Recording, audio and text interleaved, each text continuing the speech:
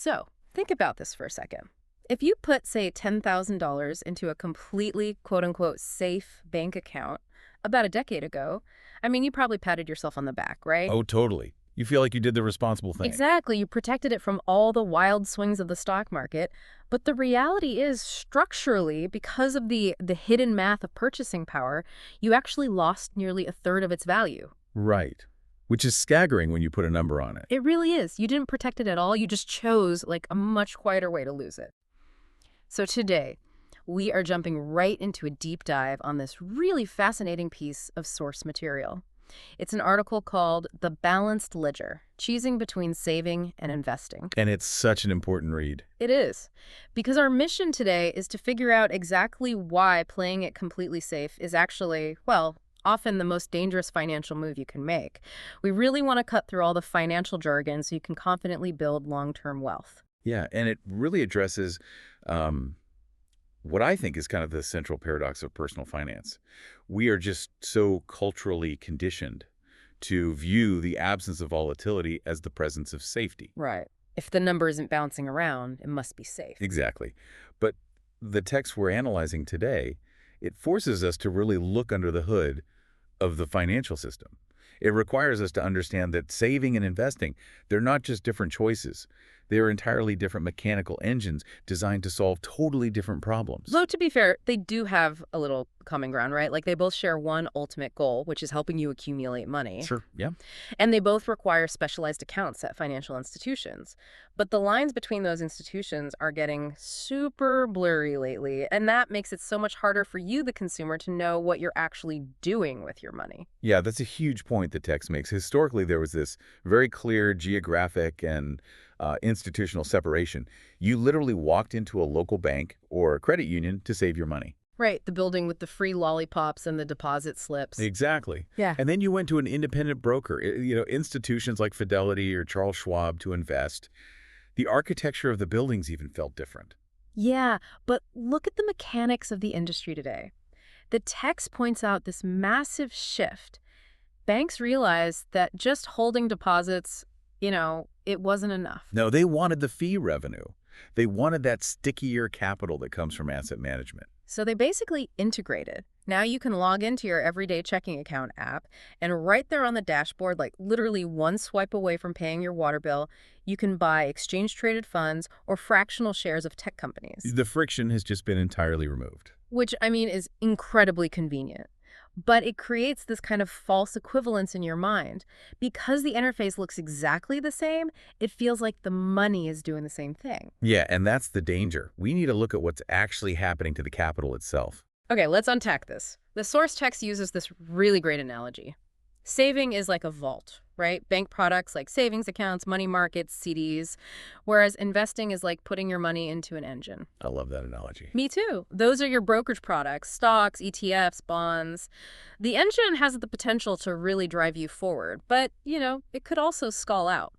So let's start with the vault. When you put your money in there, it's pretty static, right? Right, and the defining characteristic of that vault is its structural guarantee against nominal loss. That's the key dividing line, the level of risk. The text really emphasizes the Federal Deposit Insurance Corporation, the FDIC. Which we see the little sticker for on the bank door all the time. Exactly. They guarantee your deposits up to $250,000 per depositor, per insured bank, per ownership category. And the text makes it clear, if you stay within those limits, you are virtually guaranteed not to lose your money. It is extremely safe. Okay, but I think we need to stop there for a second and ask why $250,000. I mean, it seems like kind of an arbitrary number. If the government is going to backstop the banking system, why not just guarantee every single penny, whether someone has $100 or like 50 million? It's a really good question. And it's actually a deliberate, engineered limit. It's designed to balance systemic stability with market discipline. Okay, how so? Well, the $250,000 limit is high enough to completely protect the vast majority of everyday citizens. Right. And that prevents the kind of panic-driven bank runs that destroyed the economy back in the 1930s. Right, the whole It's a Wonderful Life situation where everyone runs to withdraw their cash at once. Exactly. But by capping it, The system forces massive corporations, hedge funds, and, ultra-wealthy individuals to actually do their own due diligence. Oh, I see. Yeah, if you're a massive company parking $10 million in payroll cash, you can't just rely on the taxpayer to bail you out if the bank takes reckless risks. You have to monitor the bank's health yourself. It keeps a degree of risk management in the ecosystem. Wow. Okay. So as long as you're under that $250,000 mark, your principal is mathematically secure. But playing devil's advocate here, if savings accounts are completely safe and have minimal fees, why would you ever risk your hard-earned money in the stock market? Well, that brings up the hidden traps of the vault that the text highlights. Because you aren't just leaving your money in a sterile box, the bank is using it. And your returns are incredibly low. Right. Plus, a savings account can actually lose value in specific ways. You've got maintenance fees or penalties for accessing a CD before its maturity date. And there used to be strict rules, like Regulation D, which hit you with violation fees if you made more than 6 convenient transactions in a month. Oh, man, I remember that. I used to think that was just banks being greedy, just nickel and diming consumers for moving their own money around. Yeah, it's so easy to view it as a cash grab. Hmm. But Regulation D actually exposes the fundamental mechanics of fractional reserve banking. How so? Well, when you deposit money into a savings account, it does not sit in a literal vault. The bank immediately takes your capital and lends it out to someone else, like to buy a house on a 30-year mortgage or to a business building a factory. Right. They are borrowing short from you and lending long to the market. So the bank is essentially a matchmaker between your short-term cash and someone else's long-term debt. Precisely. And if the bank allows every single depositor to treat their savings account like a checking account, withdrawing cash instantly 50 times a month, the math just collapses. Ah, because the money isn't actually there. Right. The bank cannot fund a 30-year mortgage if the deposits backing that mortgage are constantly evaporating. So that 6 withdrawal limit, it was a structural necessity to ensure the banks had the stable capital required to keep credit markets flowing. Okay, that makes perfect sense. It turns this boring, annoying fee into a window into how the global economy actually functions. Exactly. The fee wasn't a punishment. It was a behavioral deterrent to keep the system liquid. So the vault provides nominal safety, but it restricts your access, and it pays you a yield that is structurally designed to be lower than the market rate, which naturally pivots us to the real hidden danger of playing it too safe. Yeah, the silent thief. Inflation. If the vault is restrictive and the yield is low, you are just completely exposed to it. What's fascinating here is how the text frames this as purchasing power risk. We really need to understand the mechanics of inflation, not just as like an economic buzzword, Right. but as an engineered reality. Right. The text notes that the Federal Reserve actively targets a standard 2% inflation rate. Which always begs the question, why 2%? I mean, if inflation destroys the purchasing power of our hard-earned money, shouldn't the Fed aim for exactly 0%? Like, just keep things perfectly flat? That seems totally logical, right? But 0% inflation operates dangerously close to the economic abyss of deflation. Deflation, when prices actually go down. Exactly. If prices are perfectly stable at 0, any slight macroeconomic shock can tip the scales into negative inflation. And deflation is an economic nightmare. Why is it worse than inflation? Because if you know that a car or a refrigerator or a house will be 5% cheaper next year, you stop spending today. You hoard your cash. Oh, because your money is actually gaining value just by sitting there? I'd definitely wait to buy that fridge. Right. But if everyone stops spending simultaneously, businesses lose revenue. They have to lay off workers. Which means those unemployed workers stop spending. Exactly. Which causes more businesses to fail. The entire economic engine just seizes up. So that 2% inflation target, it's the engineered grease in the wheels. It creates this gentle, persistent pressure that encourages you to invest or spend your capital rather than hoard it, keeping the economy moving. Wow. But that 2% grease comes directly out of the purchasing power of anyone holding cash in the vault? Precisely. So if inflation is structurally guaranteed to be at least 2%, and as the text points out, over the past 3 years it's been much higher, 4%, 5%, sometimes more, then a savings account paying 1% or 2% is quite literally a mathematical guarantee of wealth destruction. You are losing ground every single day. Which means we have to look at the other side of the ledger. We have to look at the engine of investing. If inflation is the silent thief draining the vault, how does the engine actually combat this? Well, the source material focuses heavily on historical data, specifically broad market indexes like the Standard & Poor's 500, the S&P 500. Right, the big 500 U.S. companies. Yeah, and the text notes that it has historically returned an average of about 10% annually over time, which is obviously well above that 2% inflation target. Yes. But let's unpack why that specific index works as a countermeasure. It isn't just a random list of 500 companies, it's market capitalization weighted. Which is a crucial detail. Exactly. It means the bigger the company becomes, the more of the index it takes up. It's essentially the self-cleansing mechanism. If a massive tech company starts failing, its stock price drops, its market cap shrinks, and it naturally just becomes a smaller percentage of your portfolio. Right, and if it goes bankrupt, it gets booted entirely. And a new, thriving company takes its place. You are automatically, systematically backing the winners of the American economy without having to pick them yourself. That structural self-cleansing is vital. But the text also brings up something else about inflation here. The companies within that index are the very entities driving inflation in the first place. Wait, what do you mean? Well, when the cost of raw materials goes up, companies like Apple or Procter & Gamble, they don't just absorb those costs, right? They raise the prices of their iPhones or their detergent. They pass the inflation on to the consumer to protect their profit margins. Oh, wow. So by owning the S&P 500, You transition from being the consumer who pays the inflation to the owner who benefits from those protected profit margins. you are literally buying the machine that prints the higher prices. That is brilliant. But as the text warns us, an engine requires maintenance, and it can stall. Returns are never guaranteed. No, absolutely not. The value of your assets will fluctuate. Right, that 10% historical average is just that, an average over decades. In any given year, the market could be up 25% or it could be down 20%. Depending on the economy and when you sell, you might not get back your initial capital. And that's exactly why the text emphasizes holding a broadly diversified collection of stocks to beat inflation over long periods. So if equities are the mathematical way to outrun inflation, why wouldn't someone just put every single dollar, including their emergency fund, into the S&P 500? I mean, why use the vault at all? Because of the disconnect between liquidity and price stability. And honestly, this is perhaps the most critical distinction we're pulling from the source text today. Okay, let's get into it. So both the vault and the engine are highly liquid. If you have money in a savings account, you can transfer it to checking instantly. Sure. If you own an S&P 500 ETF in a brokerage account, you can click Sell on a Tuesday morning, and the trade executes in milliseconds. You can have the cash in your hand almost immediately on almost any weekday. So the speed of access is practically identical. The speed is identical, but the guaranteed value is not. Liquidity in the stock market merely means you can exit your position quickly. It does not guarantee you'll get the exact amount you put in.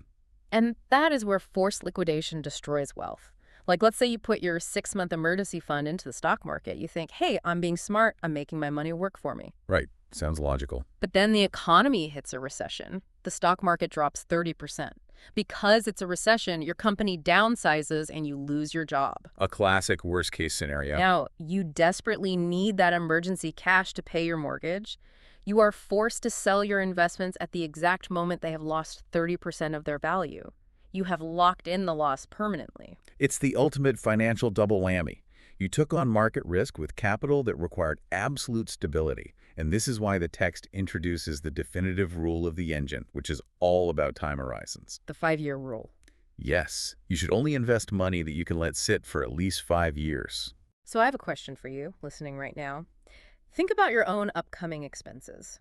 Are you paying a child's college tuition in a few months? Or maybe saving for a wedding next year? Because if so, that money absolutely belongs in a savings account, a money market, or a maturing CD. Exactly, because 5 years generally covers the length of an average macroeconomic business cycle.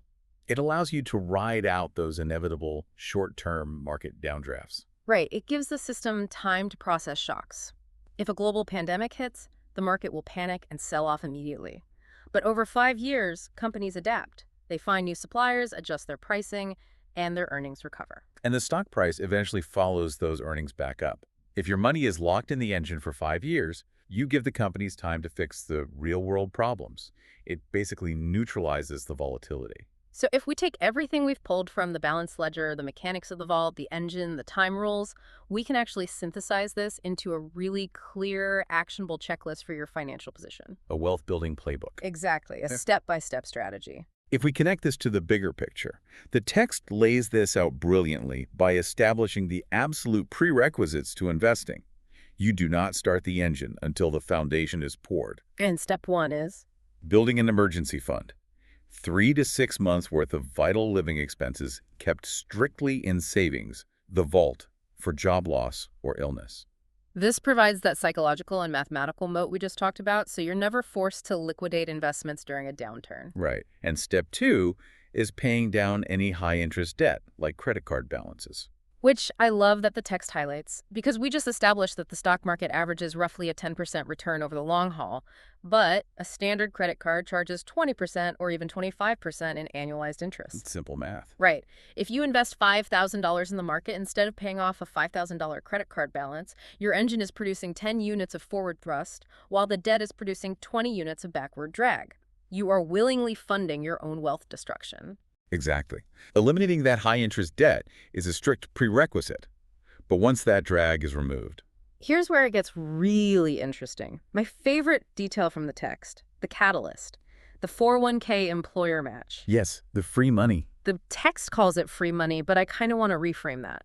Let's be realistic about what an employer match actually is. It's not a gift from a benevolent corporation. No, definitely not. It is part of your total compensation package. It is money you have already earned through your labor, but the company is withholding it behind a behavioral hurdle. They're basically saying, we will only pay you this portion of your salary if you agree to invest a portion of your own. That is an incredibly sharp way to view it. So if your employer offers a match and you are eligible, contributing enough to get that match is the ultimate priority. Because if you don't, you aren't just leaving free money on the table, you are taking a voluntary pay cut. It transforms the contribution from an optional savings strategy into a mandatory wage reclamation strategy. Mathematically, it acts as completely free money, an instantaneous 100% return on investment. No other asset class on Earth can provide a risk-free 100% return. Securing that match is the single most efficient allocation of capital available. And what's amazing is that investing, while it can seem complex and takes a bit of upfront research, the text reassures us that it's entirely doable today. Oh, absolutely. Decades ago, investing meant paying a broker a hefty fee every time you wanted to execute a trade. It locked a lot of people out. Right. But the text points out that many brokers now offer free trades. Zero commission trading and fractional shares have democratized the whole process. You don't need specialized knowledge to pick individual stocks, and you don't need massive sums of upfront capital. You just need to understand the structural difference between the vault and the engine and correctly match your capital to the appropriate timeline. So what does this all mean for you? As we wrap up this deep dive into the balanced ledger, the core philosophy is pretty clear. Neither saving nor investing is inherently quote-unquote better in all circumstances. Right, they're just different tools. It is entirely dependent on your current financial phase. You save for the short term and emergencies, and you invest for 5-year plus horizons and retirement. So I challenge you to audit your own accounts based on what we talked about today. Look past the slick interface of your banking apps. Exactly. Do you have a sufficient emergency shield built up in a high-yield savings account? Or, on the flip side, is it time for you to start exposing your extra cash to the market to achieve those long-term goals? And you know, the source material leaves us with a really lingering, almost philosophical idea to mull over. What's that? Well, building on the text's assertion that investing carries the risk of losing capital, while saving carries the risk of losing purchasing power. We are so conditioned to think of savings accounts as the safe option. We really are. But if inflation is practically guaranteed to erode your wealth over a multi-decade timeline, while the stock market's short-term fluctuations generally smooth out over those same years, is playing it completely safe with your long-term money actually the most dangerous financial risk you can take?